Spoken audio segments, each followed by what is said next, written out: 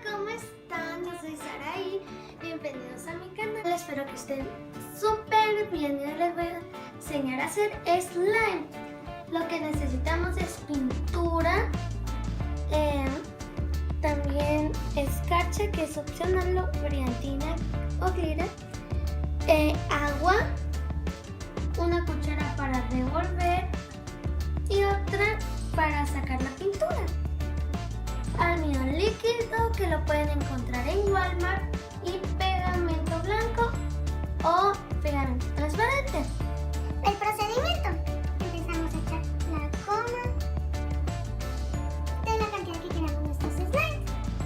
Luego empiezas a echar el colorante que tú quieras.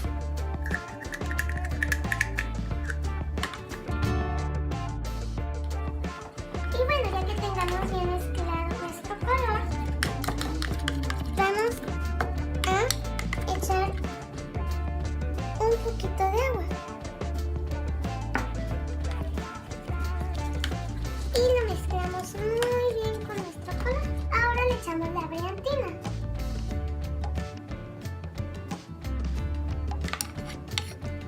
y lo mezclamos muy bien con la cucharita que vayamos a usar. Y ya que tengamos mezclada nuestra brillantina, el colorante y el agua, empezamos a echar el almidón líquido poco a poco. Y se va a ir formando nuestro slime.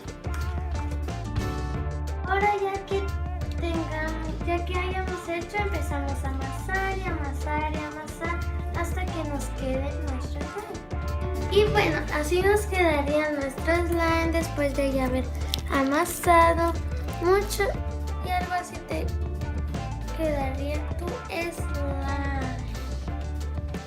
Y bueno, gracias por ver este video. Suscríbanse y activen la campanita de notificaciones para que les caiga siempre que yo suba un video nuevo. Y denle muchos likes. Hasta la próxima.